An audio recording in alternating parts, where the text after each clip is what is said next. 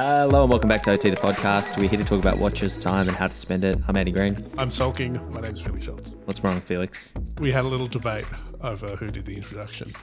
Still doing this. What's going on? Who are we talking to? I think that's the only conflict we have in our professional/personal relationship. This is the intro. Who does the intro this week? Just the intro rights. Yeah. Well, it was me this week. You can do next week. I'm gonna check the receipts and see if I was right or wrong later on. Today's guest is maybe our first. No, not our first Scandinavian guest. Certainly our first Norwegian guest, I think.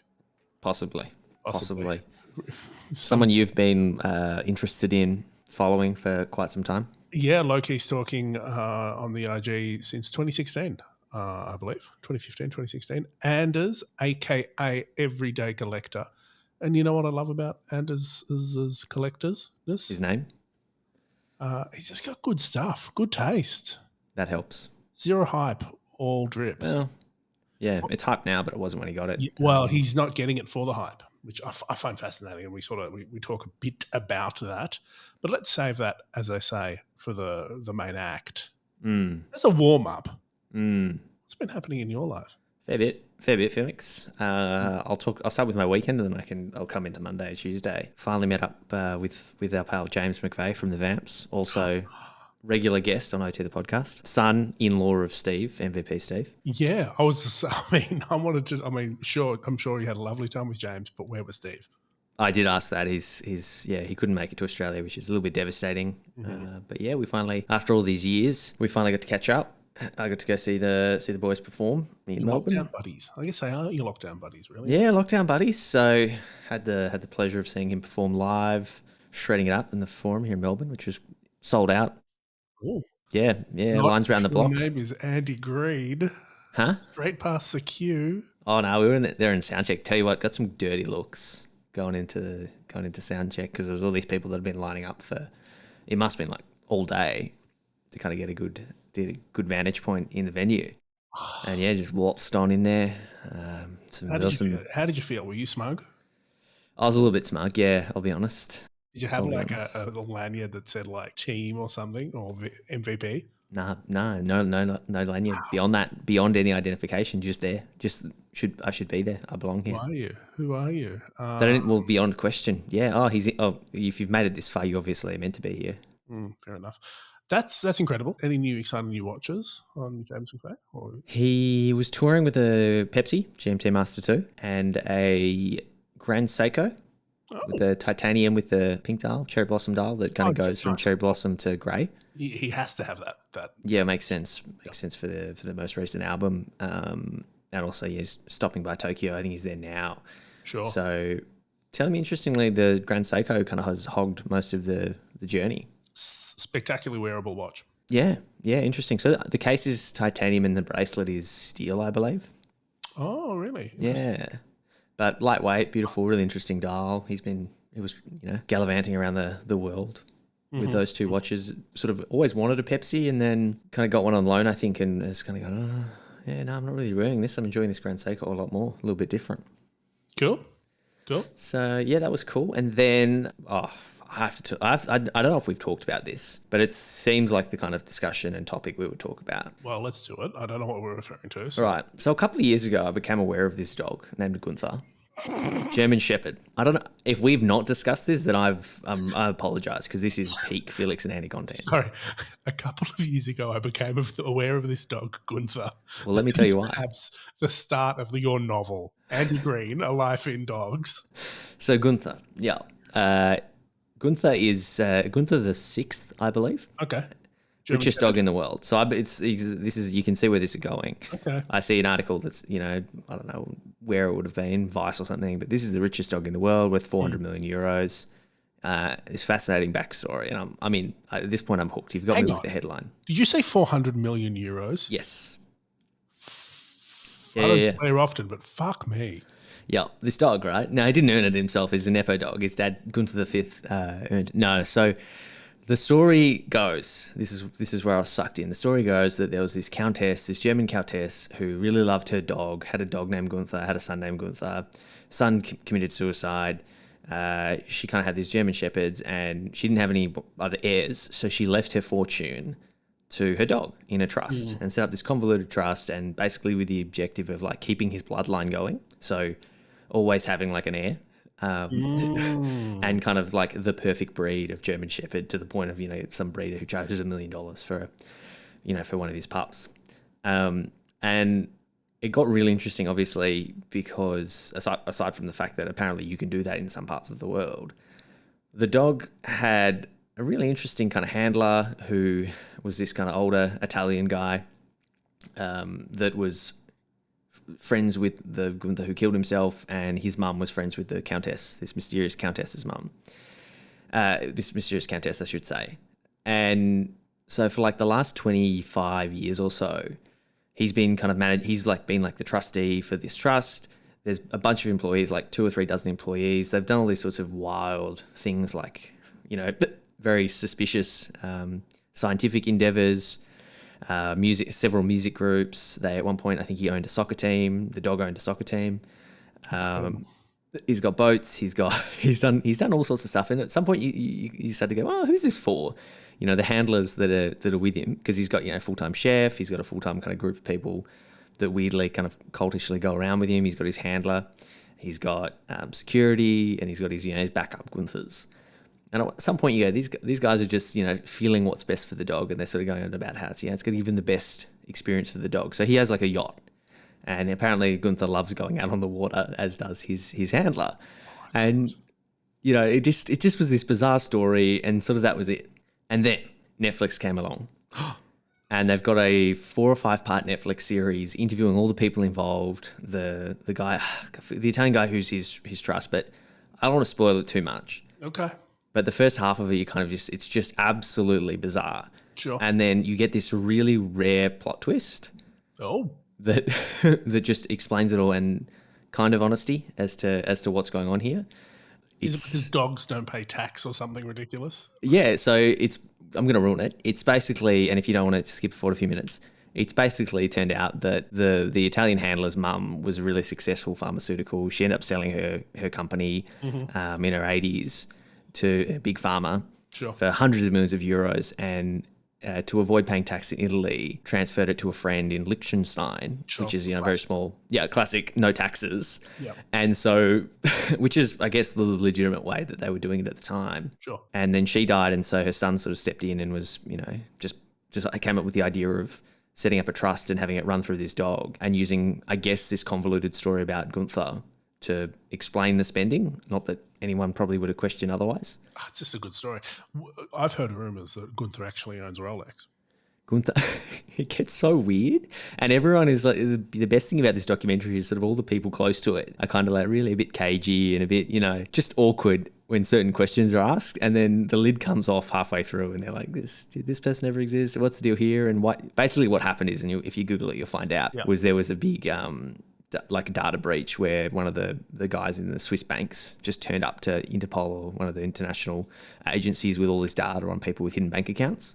Sure. And so it all got leaked, press found out, and the Italian government gave them the option of saying, well, look, you pay the tax and we'll act like you've moved the money back in the country and we're all square. And if you say you've paid it and it's done. And we're not going to look too far into it. So the lid kind of got blown off because all the money evidently wasn't in Gunther's name. It was in his Italian handler's name.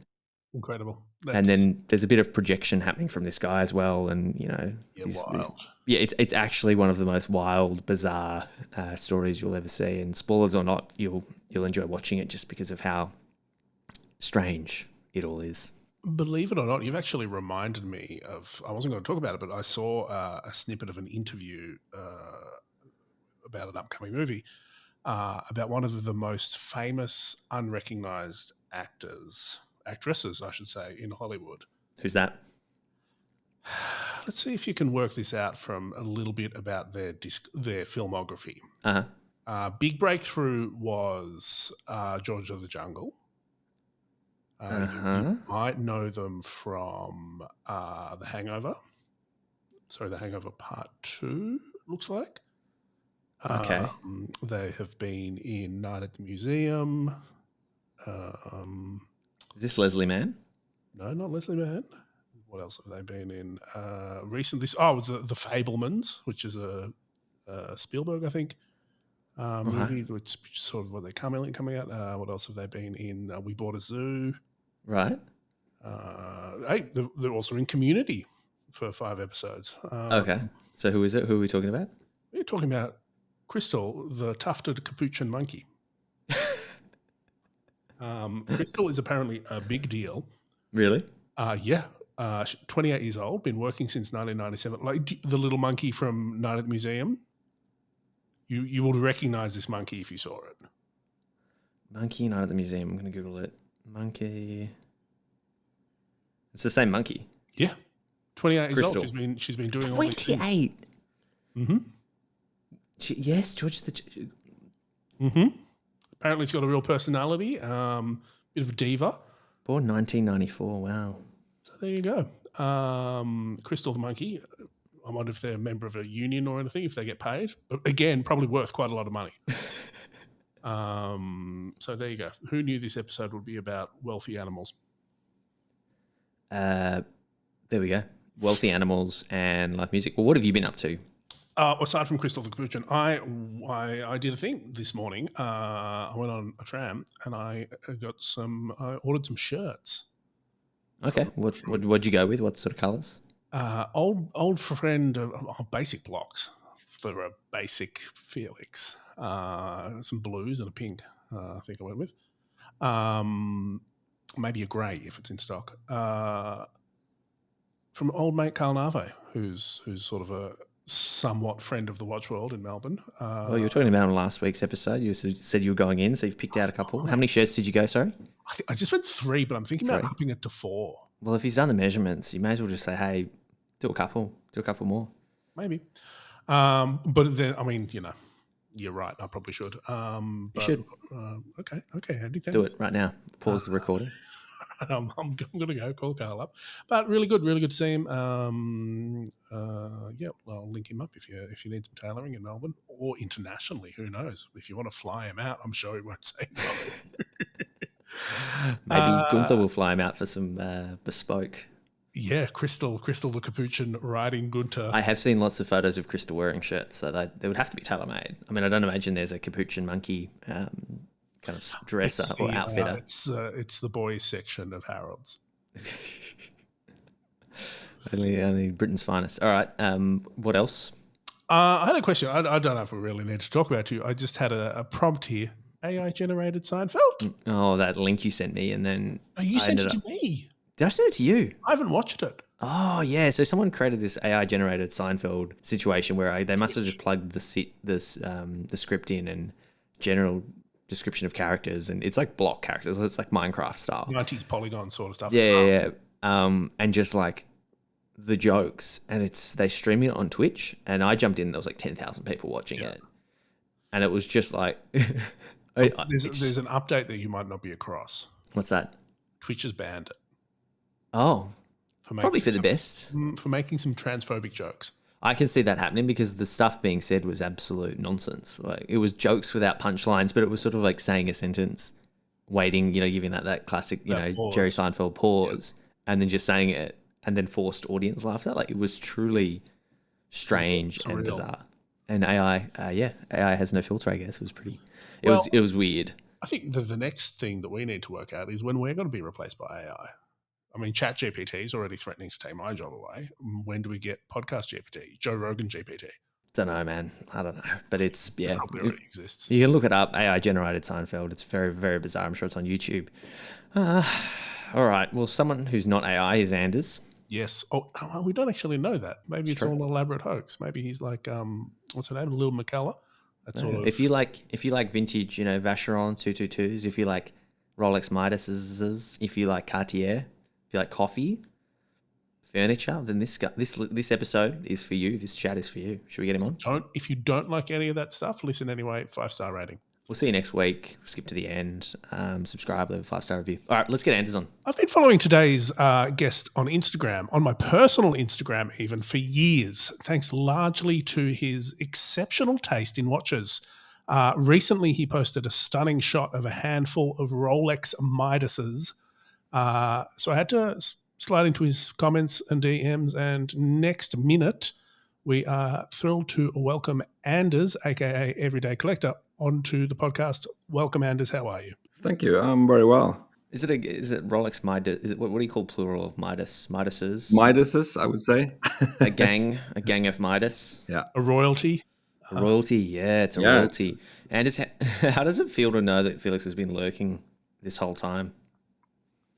It was quite funny because we got connected through a friend in the coffee world. I think, like probably 6-7 years ago. Oh wow! A girl working in coffee in Norway, and then she went home to Australia, and I think she met you, Felix, at a cafe, and said she had a friend that was interested in watches. No. She, the lovely Taylor, who donuts, right? She worked at Seven Seeds here, Andy, for that Senali in the glory days. Then she scooted off to Europe, as Australians I want to do, and she worked for a coffee shop in Norway. And I think she now has a donut shop. I'm not sure where. Maybe in Oslo. Yeah, in Oslo. Yeah, and a coffee roastery. Yeah. Well, at this point, what's the coffee shop called? We may as well give her a shout out. The one she's currently got. The donut shop. Is it TaylorMade? TaylorMade. It's called in Oslo. Yeah. Well, if you're in Oslo, look up TaylorMade. I think they're on Instagram. I think they do really nice, pretty donuts. Yeah. Yeah. So if you're a watch brand that needs some I don't know, commercial donuts made, you can get some catering. I think the first question for me is I know a lot of sort of watch people that are in Scandinavia. You know, there's Christian Hagen in Denmark. My friend. Lydia Winters in Sweden, I think. What's the Scandinavian watch scene like? I think it's pretty, I've been active in Oslo for, I don't know, the last maybe 15 years. And it's a kind of tight-knit community of people. But I'm not a big guy on like forums and it's I really have kind of my own crew, and I've just been trying to do my own thing for a long time, and I think there is a lot of stuff going on in Oslo. There was like a swap meet this weekend with, I don't know, a friend of mine went there. He said it was several hundred people, but that kind of scene, I'm not really. I don't know. I never really go to those things because I don't know. I don't really find that the stuff that I'm interested in. I don't really find the stuff that I'm interested in there. The stuff that I'm mostly into, like you've seen on my Instagram. I'm a lot into kind of design watches. Like the Cartiers, the Midases. I have a lot of time-only watches, and I don't generally find that a lot of other people are that keen on. Well, I guess there is. They weren't. There has been more of that lately, but when I started buying and getting interested in the stuff that I mainly collect, I was feeling kind of but alone, I guess, in my kind of interest. I was like, this is what I'm interested in, and I didn't really see that I found a lot of people that I kind of had the same interest as me locally. So I have more like I have a lot of people.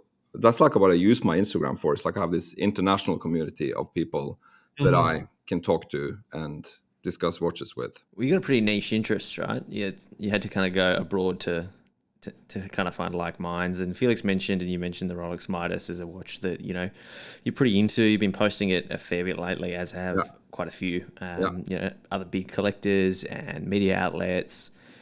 I guess that's a good place to start because this is a watch that, I mean, I've not been into watches as long as you have, but I remember looking at them, not that long ago, and they were all like 8 to 15 grand or something. Like they were just sort of like they were that price point because they were precious metal and there was not much else backing it up. And now I just had a look and they're like 30 to 40 grand.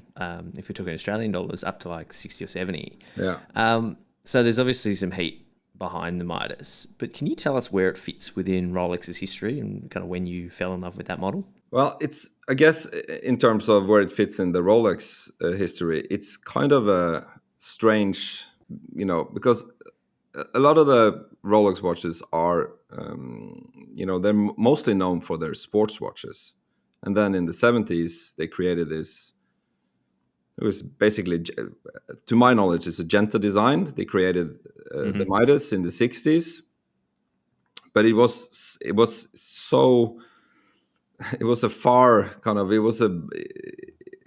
it just was a very different direction than all their other watch designs. And I think you can see it now as well, that it still feels super modern in a way, even though it's 50, 60 years old. It's like super avant-garde in a way design. And also the way they made the box for the watch, which is super special. It's like a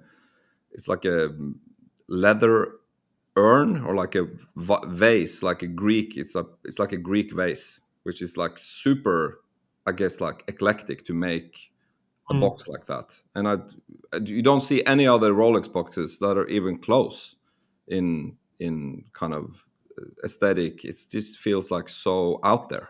And that was the kind of thing how I felt. The reason I got into it is like, why aren't people loving this? This is crazy. I've just looked on your Instagram, and that box is wild. It's like it's a sort of a suede terracotta vase with like classical, cameos on it. Yeah. And Greek lettering. That is the most un-Rolex thing I think I've ever seen. Yeah, and I think even the boxes now are super hard to get and getting quite expensive. So when did it start? When did you start getting them? I first of all, the last image that I posted on my Instagram, it's not all my watches. It's some of them are mine, and some of them are some of my other friends here in Oslo. I started collecting these I bought the first one in 2016, I think. Mm-hmm. And I bought it off ahead of the curve. I bought it off Chrono 24. Mm-hmm. And it wasn't, back then it wasn't easy to find them, but it was not like today, where I think people are kind of trying to hunt these, especially the first series, the 9630, which is the original series. It's a lot of people are trying to find these, and they were supposed to be made in I think 1000X, and then I think maybe 100. But there's no documentation. But the people who are even more knowledgeable on this than I am say that there are around 100 to 150 in white gold. And I think the problem is that these were created in the 60s, and in the 80s I think a lot of these things were just melted for value, the metal. So how many that are actually out there and in circulation, we don't know. And is there a lot of variation, across the production? There's obviously a few models. Is it I'm always surprised with other sort of Rolexes. You'll see a gem set piece you've never seen before, or you'll see a dial that pops up from nowhere. Is it the same with Midas's, or is it a fairly sort of restrained? It's a fairly restrained. You have the 9630, which is the first model. To my knowledge, they're only made in white gold and yellow gold, and I think there are a few two-tone examples as well, which is white gold and yellow gold. But they are all there's no diamonds on the dials. They're all but they later came out with like a diamond case. They are on later models. There are you get pave dials, you get diamonds on the bracelets, but they also changed, because you have the Midas on the dial, the lettering Midas on the dial, and they changed that after the first series. They changed it to Cellini, which is now their kind of unpopular dress watch series still. And a lot of people like to find these with the Midas dials, rather than the Cellini dials. Okay. So a lot. Yeah, right. So it's a different text. Yeah, different text lettering. Yeah. So, okay. But there is a lot of cool there, and they made some stone. They made. There are some really nice ones with what's it called, lapis lazuli dials. The blue ones, the stone dials. Yeah. And I've seen there is a few with coral dials, which is super nice, but very hard to find. You have pave dials, but these are not in the 9630. These are later, to my knowledge. The only one, the 9630, the first model, it's all gold. It's a gold bracelet. It's a gold dial. It's gold hands. It's super. And the braces are thicker. They're heavier. On the later models, they made There's a different clasp. The bracelets, they take out some of the gold. They're like thinner bracelets. The first ones are super heavy. They're like 200 grams plus. Hefty. So 2016 is probably when I first was looking at them on Chrono as well, and it's sort of that price point I have in my head. And I just remember looking, oh, that's cool. It's a bit quirky. It's a bit funky. I don't really like it, but obviously they've exploded in the sort of 7 years since. How do you feel about the attention and the sort of the boom, as people call it? Well, the monetary value of it going up. Yeah. Well, the cool factor as well. Like, they're a bit more, it's not an ugly 70s watch anymore or whatever. Yeah, I think it's cool that it's great that that people are open to more open to different designs. And I think that's just the development of when there are more people in the market looking at all these watches. There are just, you get other people with other interests and other I don't know, aesthetic preferences that suddenly start to collect watches, and then suddenly you see that there is a broadening of the scope of what could be interesting, what's acceptable, I guess. And also I think a lot of people actually see that these are for Rolex watches are very special. They're very just seem to be very original Rolex designs, and also they're limited. You don't really find that many limited edition Rolexes. They're numbered on the back as well, so it's and they're apparently all the first series. They're all handmade, basically. It's like none of them are. There's engraving. It says King Midas on the side of the case, and when you compare two different watches, they're not. They're engraved by hand, so they're all different, which makes them all kind of unique.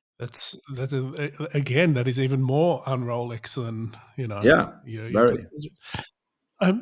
We've talked a bit about sort of your interest in design watches, but you've also got the classic sort of sport and vintage pieces. Yeah. Did you come to an appreciation of this? And we'll talk about Cartier in a second. After that, or was it something? Because to me, that's the sort of the traditional evolution. Is I like the Rolex sub. You get that, and then you evolve into all these different other things, and then a couple of years down the track, you actually go, really, the Cartier, I don't know, Centre or whatever is where it's at. How did that evolve for you? I think I had a similar kind of development, but I started out when I started buying watches. I didn't really have. I was a student. I didn't really have any money, so I started collecting Grand Seikos. That was where I started out. Actually, I started, when I started buying these on eBay. 2009, maybe 8, 9. And even then, they would have been a lot less appreciated than they are today. There was nobody was looking for them. It felt like, but they're also kind of they have like a strict design language that I like, and I got interested. I wasn't really interested in Rolex or Omegas or anything back then, but then of course you start looking into other brands, and of course I appreciate sport models, but then basically I need to like wearing the watches, and I basically find out that chronographs, for example, I don't really, if I have them, I don't really wear them. I don't like it. And I think I've counted. I think I have 9 watches that are time only without a second hand, only hour hand and minute hand. I think I have like 7 or 8 in my collection. Just in it for the aesthetic. Yeah. Well, I mean that's a really good question, because you've also sort of looking at your Instagram, you're across furniture design and photography, and you've got a good eye, as they say. What makes for a good watch design? Yeah, that's a tough question, I guess. Just the casual, Monday morning questions. Yeah, I think it's what I like about, for example, as you talked about, you mentioned Cartier, and when you look at the Cartier watches, you see, let's say, the Cartier Cintre. Mm-hmm. It was designed in 1921, and when you still see it today, it still feels like a fairly modern design. It's managed to hold its relevance for 100 years. Why? I don't know why, but it's just has there's something about that design that just makes it, um, you know, everlasting in a way. It's like I guess it's a bit of a cliche, but it's like the Submariner or the Porsche 911. You know, there's iterations of these things, developments over years and years and years, but the basics are still super strong, which makes the good design, you know, the it's still interesting when you look at it now in our culture. It still doesn't feel like, oh, this is something, this is just totally irrelevant now as a design language. When you look at it now, it still feels relevant, and it still feels, that's the cool thing about Cartier. They're always, you know, I guess they're kind of always trying to they do these like iterations over like these kind of simple and conservative designs, but they kind of make, we all feel like they make a little bit of like that. They make the asymmetric, like the pebble that came out. It still feels a little bit, they're playing with this, that they're like kind of language of design. Yeah, they've still got that room to play, and I mean on Cartier, you've obviously got a bit of a collection going there as well. But what are you hoping to see from the brand this year? Does the modern stuff interest you? I know you're obviously across it, but are you sort of, you know, are you kind of with what they're releasing? Does it attract you to sort of maybe some new models? It's interesting to see if I see any like new models that are interesting. I think it's a long time since I've seen something super interesting from Cartier that is not based on their heritage. But I don't know if they need to do that. You know, I'm not sure if. But I don't know. It's like there's a few watches I'd love to see brought back, because if you can get them new, it's kind of possible. But as a lot of the things with the Cartiers, they made so limited back in the day. So if you want to find, let's say you want to find a asymmetric, it's you either have to buy the ones that was launched, I think it was 2018 or something. You know, they made a series of was one model in three different metals. And the last time they did that was in the 90s, you know. Yeah. And before So that, is that where you see modern watches nothing. then? Is that Sorry? Yeah. So is that what modern watches are to you then? It's sort of an opportunity to get, you know, if executed well, you'd be interested in, say, like a new Cartier that is just so rare that you couldn't possibly track down sort of the original. That's where you sort of. I think so. There's two things. One of them is I think that the build quality of the stuff that was made in the 30s, it's difficult to wear because it's too fragile, and it's very difficult to find. And if you find it, it's super expensive. So it's like I'd rather have a nice modern version that I can actually use, because I think we're supposed to use these things. They're not just for display. I'm interested in this, and I want to sort of I really agree with your sentiment, like that you're going after the rare and the high quality. You know, the Rolex Midas as an example, and the sort of the current version of Cartier Privé is another. Yeah. What do you want to see? Like, if you know you've got your checkbook, you've got, you know, top spot at the boutique. What would you dream to see from Watches and Wonders from Cartier? I think my favorite would maybe be I think it's called the Tanky Shay, the one with the jump power. Yep. That is the closed dial. Closed dial with just like this hours and minutes, basically, 2 windows. Incredible. Yeah, that I think is the coolest design, I think, from them. Yeah. That I would love to see. Another watch. I know I'm jumping all around brands here, but I remember you had another watch that's super hot these days. Again, before it was cool, you had the Vacheron Constantin 222. Yeah. Do you still have that? Yeah, still have that. Yeah. How do you feel now? Brad Pitt's wearing one. I don't feel much different, to be honest. But it's a cool thing that you know, Vacheron relaunched that model as well. I think was that last year? That was last year. I think last year in all gold. That was their sort of, you know, their big historical re-edition. I think it's a super cool watch. And when I hunted that down, I think I bought mine in 2015. Yeah, right. I have this small, you know, there's a jumbo that's 37, and then there is a small version that is 34 millimeters. And I have the 34 millimeter in two-tone. I think still feel it wears pretty large for the size, and I don't have a problem with it. And I think it's a super nice watch. And one of the reasons why it's so good is because it's so thin. It's what I struggle with a lot of modern watches. They're all so thick, and these, you know, like the 222, it's like super thin on the wrist, super nice to wear.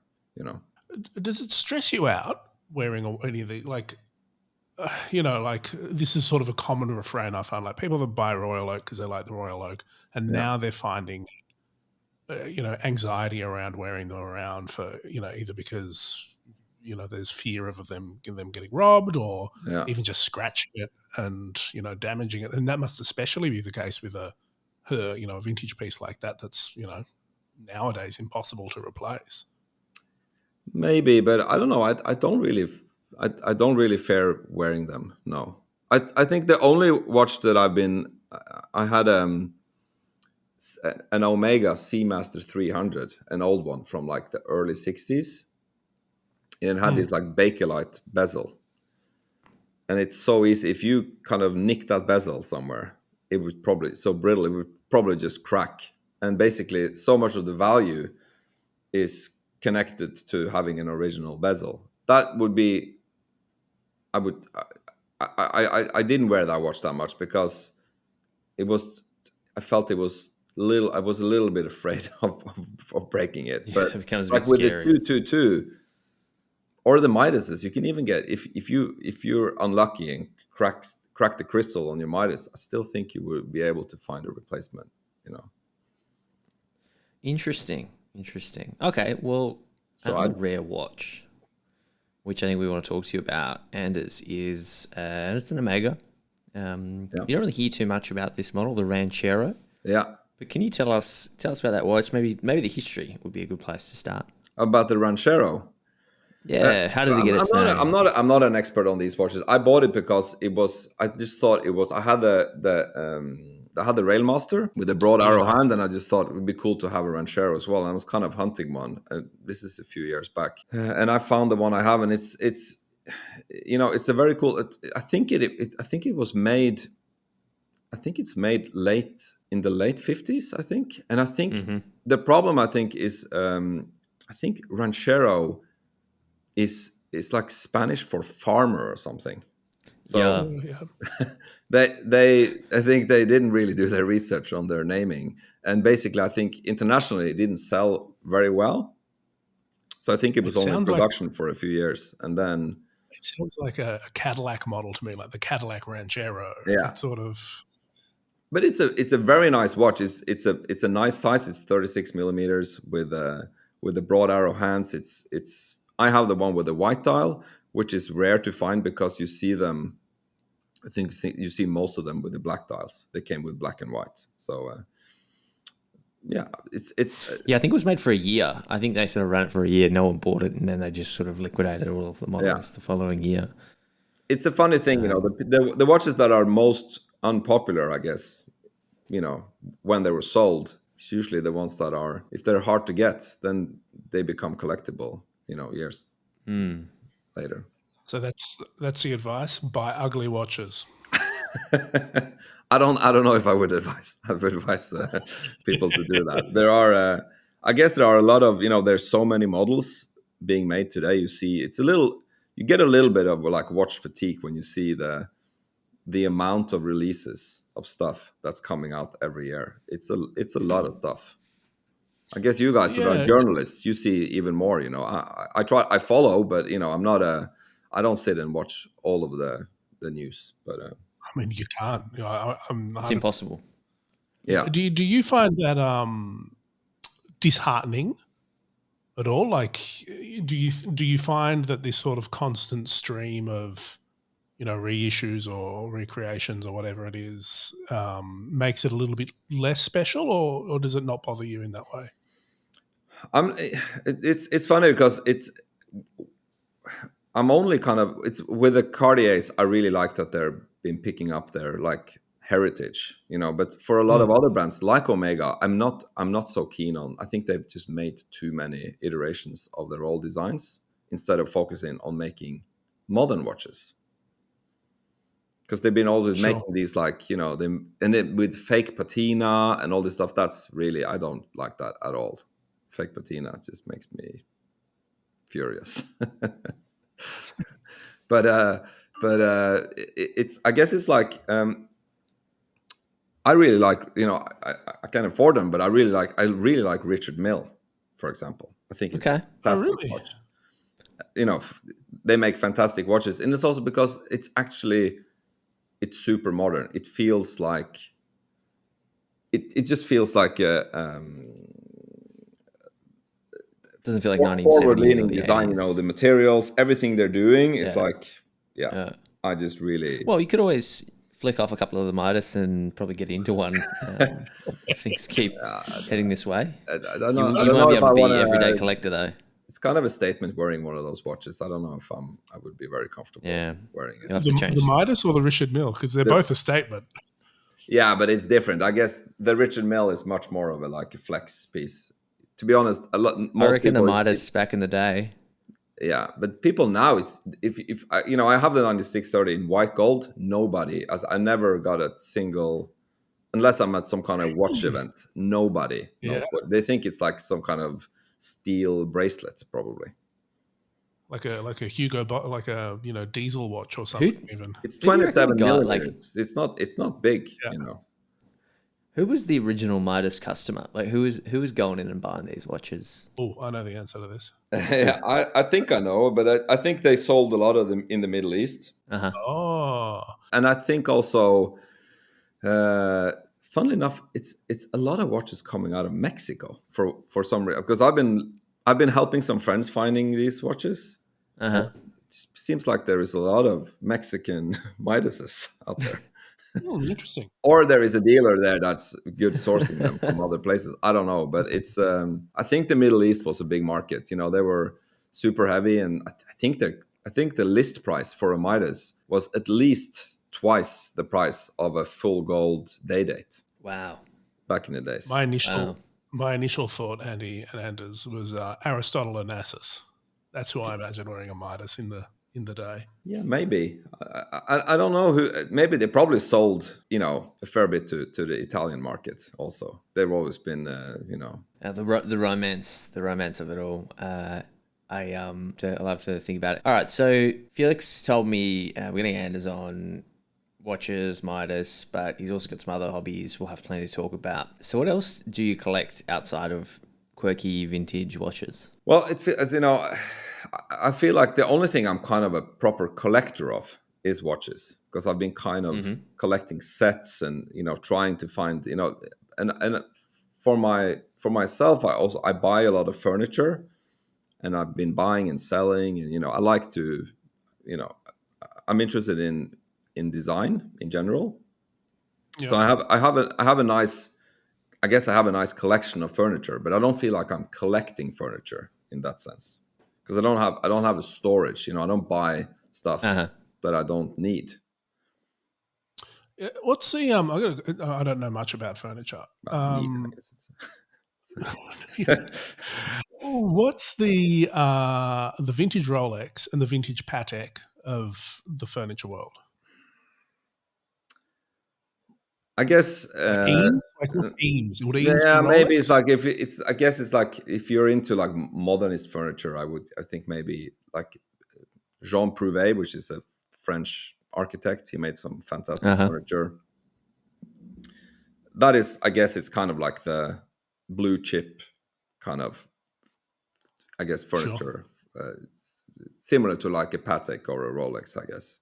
There are a lot of there's a like it's I guess it's more, when you look at the furniture market, it's like you have the people who are interested in modern, you have the people who are interested in contemporary, you have the people who are interested in the old, like not ancient, but like 1800s, it's like there it seems like there is it's more developed in a way, because there you have like segments and people are into their segments. And if you look at the auction houses, you have a modern auction, you have auctions with classical furniture, they're kind of separated. But for the watches, it's just watches, and you have all the different styles in one auction.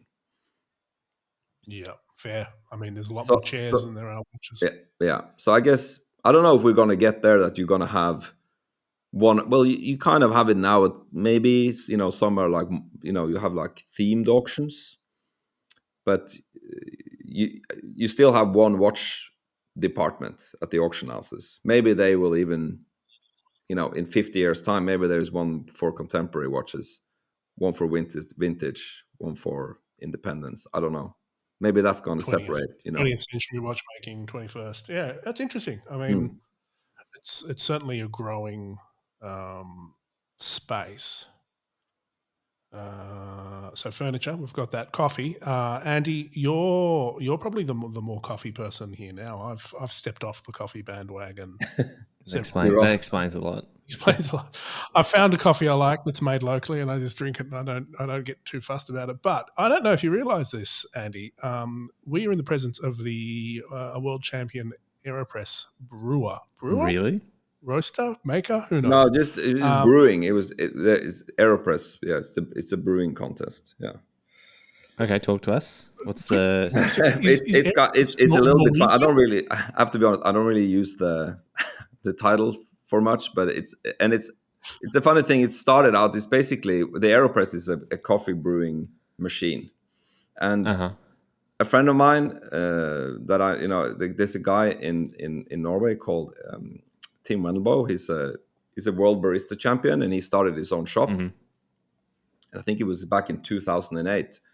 There was a few people who started using the Aeropress, and Tim started to import the Aeropress to Norway. And he thought, well, I'm gonna start a little brewing championship with this brewing device. So that basically he had the first World Aeropress Championship at his store in 2008. But we were 3 people competing. So good odds. So very good odds. Yes, I won it. And was Tim competing as well? No, he wasn't. He was the judge. He was judging. Yeah. But so then it's later on, secret? it's like this is the start, and it's just developed. It started there, and it's just developed to this big. It's a big thing now, and there's people from all over the world competing locally in their separate countries, and they go to I don't know something. The World Aeropress Championship has been like in Korea, in Italy, and all over the place. But it's just I was just the first. I'm not the best, but I was the first. You go back in and win it? I don't think I would be able to win it. No. Well, what's the secret to nailing the Aeropress?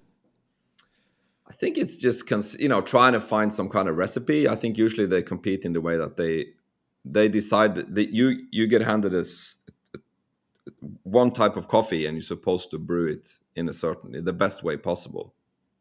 And the Aeropress is like a brewing machine with a filter, but you can also you apply pressure. So it's like a it's like Plunger. It's like in between a drip and an espresso thing. It's not an espresso machine, but it has some of those qualities, I guess, because you have the ability to apply pressure when you're brewing. But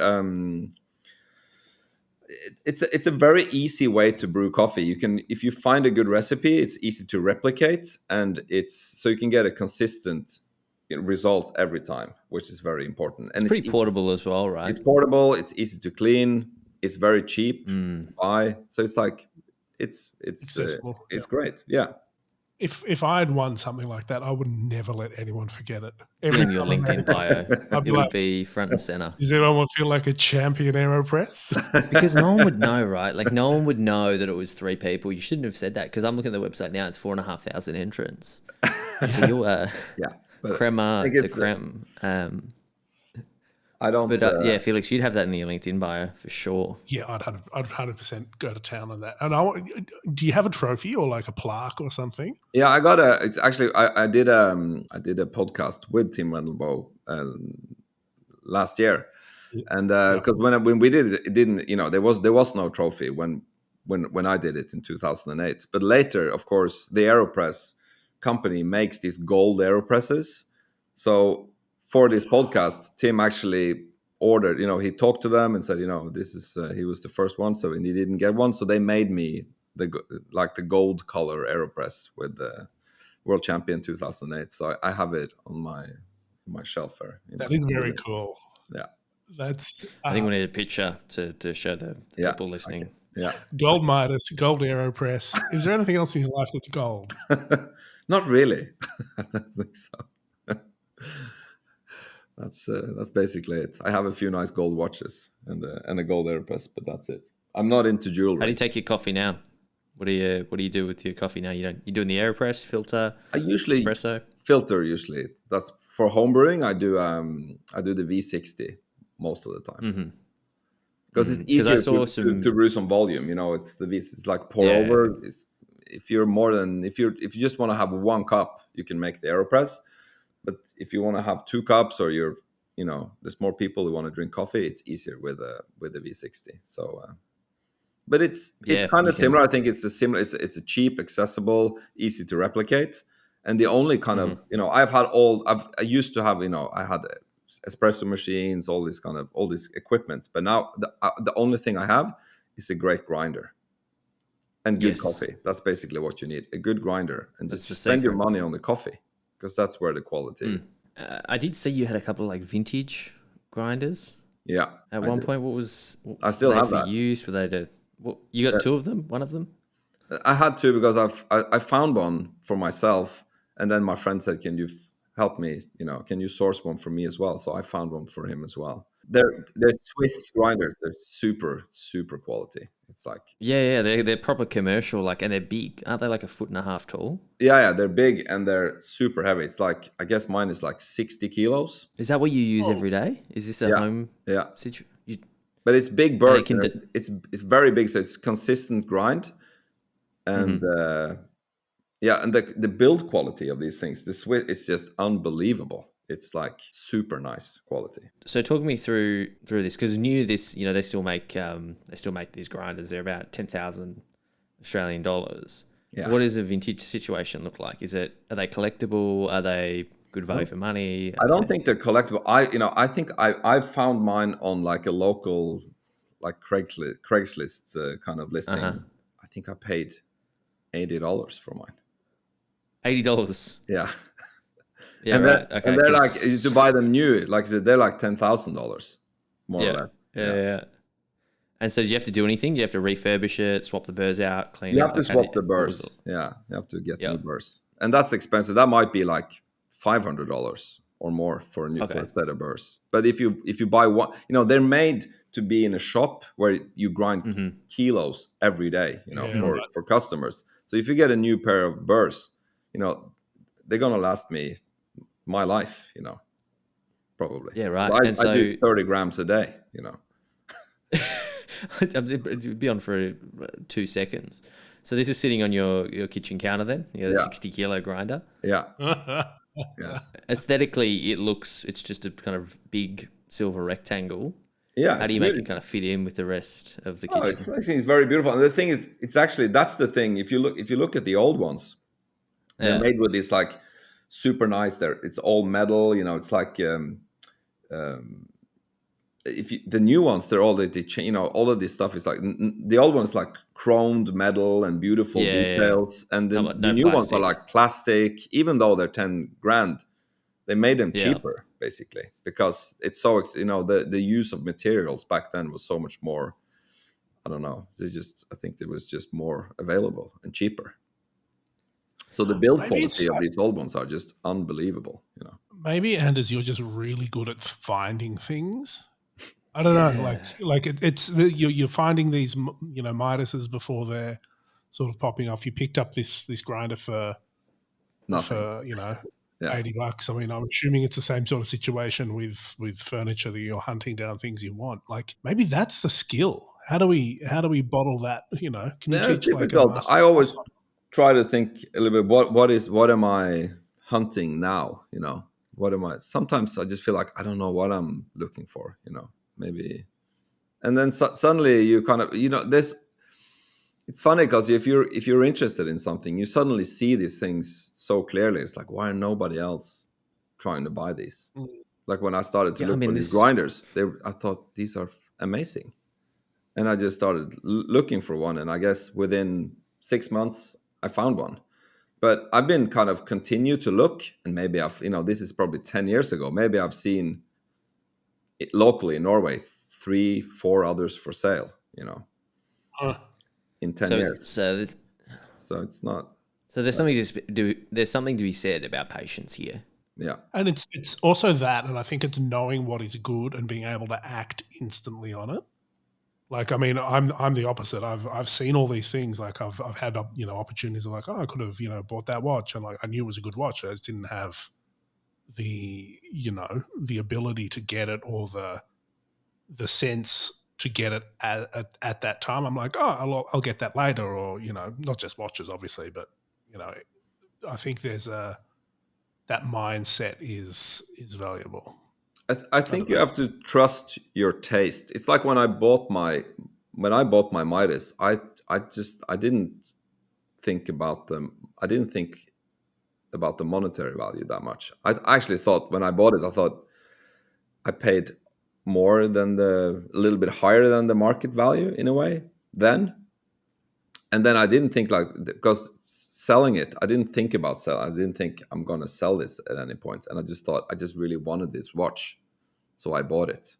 And of course, now looking back, it's like, oh, clever, because now it's gone up in value. But at the moment when I bought it, I didn't think it was a super smart buy in that sense. I just thought it was a very cool watch.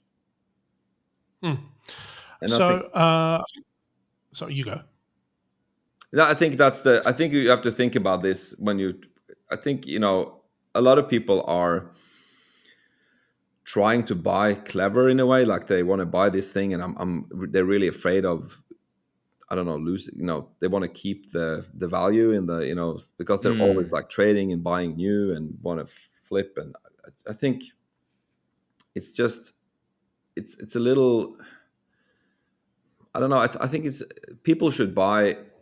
It's a cliche, but people should buy more what they actually really like to wear on the wrist, aesthetically and feeling, and trust themselves. You're right. More. Yeah. All right, because that's where the joy is, actually wearing and using the stuff versus keeping something pristine forever. Like, that to me is so stressful. Yeah. I feel like you're the same, where it's just wear it, enjoy it, and if you're not going to wear it, and you're going to maybe scratch it as soon as you can.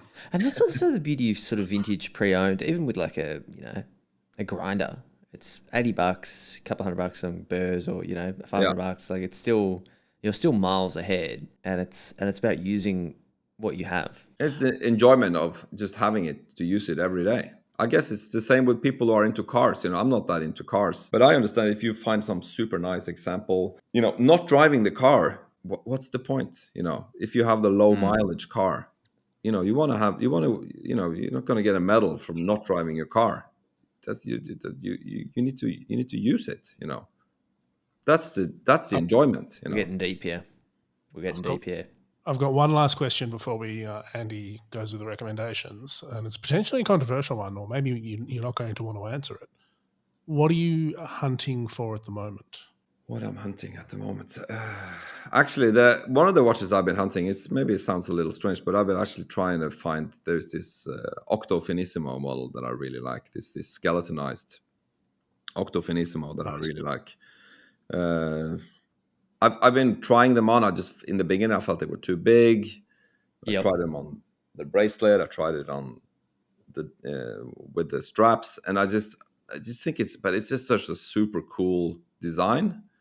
And I think there's some really cool iterations of that watch that I really, really think are super cool. So that would be nice, because that's also, like, I feel like it's even though it's like based on like I guess a 90s design, a Genta design from the 90s, the Octo Finissimo still feels like they've taken that model and really pushed it and developed it, and it just feels very modern. 100%. So that's, I guess, that's what I've been hunting lately. I haven't been, and it's difficult to find, vintage. I'm still looking for cool Midas models and stuff, but it's not. I feel like when I started looking for, and I would start buying watches maybe when like 2000, and I bought a lot of watches, I guess, from 2015. And then back then I could even find nice vintage models locally in Norway. And I don't really see them that anymore. There you go. Well, and as you know, the last question we'll peel out of you is a recommendation. Now I've covered watches and coffee and a little bit of furniture. So it's got to be something outside of that, something you've been enjoying lately that you think people listening should check out. Absolutely anything. Podcast, book, movie, you name it. I would actually say running. I enjoy running. Running. That's what people should run. Go out in nature and run. Anders, this was going so well. Yeah, but that is something I really, I started doing it during the pandemic. And I was never like a sports guy.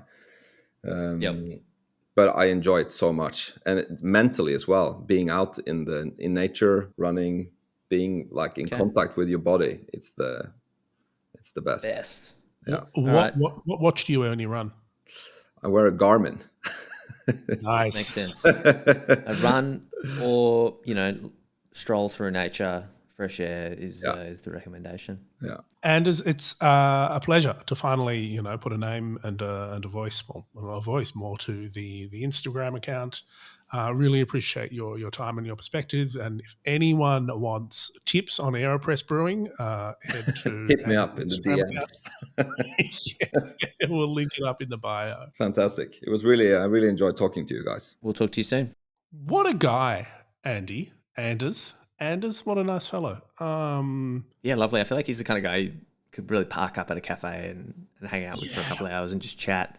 Yeah, I reckon, at a pub, a couple of Danish beers. I don't know. He goes deep on his hobbies. That, he could have talked about those coffee grinders for like a day. Yeah, I wouldn't want to talk to him about IPAs, for example. But lovely guy. Also knows when to pull it back, I suspect. Just really, really nice taste as well.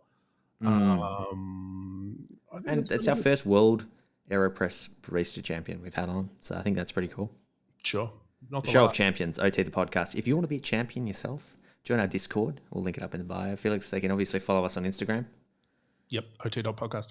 You can email us, otthepodcast@gmail.com. Of course, those 5-star reviews and spreading the word is the best way to... Spotify. Review us on Spotify today. Share it to your Instagram stories, honestly. Yeah, a bit of that. Just everywhere. Just literally spam all your friends. LinkedIn. Send some of those sponsored messages. Yeah, and if you know of any other multi-millionaire, borderline billionaire animals, let us know and we'll talk about them next week. It's probably quite a few. Could be a podcast all in and of itself. The Forbes Rich Animal List. It would exist. I'm going to Google it right now. All right. Well, you do that. I'm going to get out of here. I'll see you next week.